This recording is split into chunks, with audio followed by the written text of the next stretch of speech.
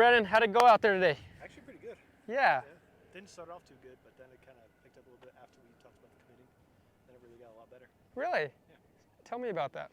So when I first started, I was kind of iffy about it. About. First 3 shots, I wasn't committed. Oh, sure.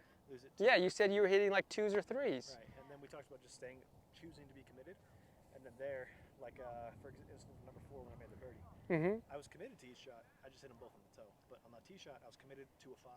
On the second shot, I was committed to a 5. On the approach shot, 5 as well. And then that putt, I just saw it going in the whole way, and it went in. Yeah, that's interesting. We talked about it on number 3. You know, we gave you a very difficult shot, the shot that you said you'd been having trouble with, and you executed it just fine. You did pretty good with it. It was a choice at that point to stay committed, stay focused on that intention. And then the very next hole, I didn't even realize it, but yeah, you did that. You played that hole very nicely.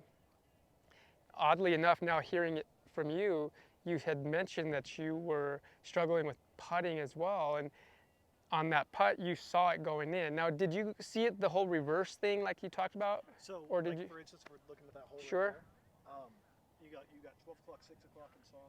Yep. Guy taught me, and I see it. So for maybe the first 2 inches, I see the ball rolling over into the hole at the spot that it's going to go because of the break.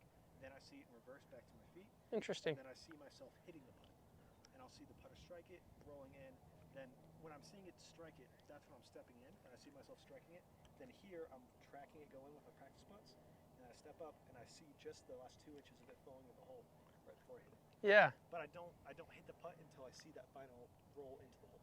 Gotcha. Yeah, that's interesting. We talk about that in our curriculum a little bit. There's that quote from Jack Nicklaus that's the way he did it.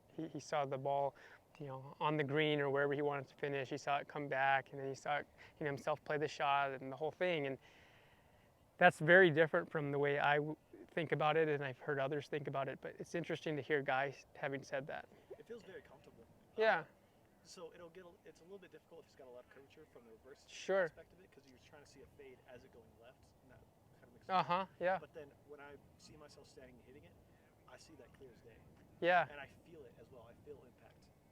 Interesting. I'm not moving or anything. Sure. A lot of times what you'll see is that I don't take a practice swing because I just did in my mind. I feel it in my mind as well, so I just get up there and hit it. I noticed that a little bit. Yeah. Now, I thought you hit a lot of good shots. A lot of not so good shots. You hit some not so good shots as well, because you said you hadn't played or practiced much. Correct. I would say that some of that could be chalked up for you being a little bit rusty. I agree. But are you able to differentiate it? If we were to go back and track all the shots, would you be able to tell which holes you committed on and which ones you didn't? Yeah, I actually wrote that down here. Imagine that. So the way I went about it, basically if I hit the fairway, if I hit the green, and then the putts on this top number is if I was committed, 1 through 5 on the tee sheet, tee shot, 1 through 5 on the approach shot. Yeah, so I'm a big believer of decade golf, like we've talked about. Yeah, I did it as well, and I still have it. Oh, good. Yeah, he's got a bunch of stats, and you track all your strokes gained stats. And on that scorecard that he has is a spot called the mental scorecard. It's a scale out of 1 out of 5. I don't know exactly how he classifies it. I think the point is that we have some evaluation.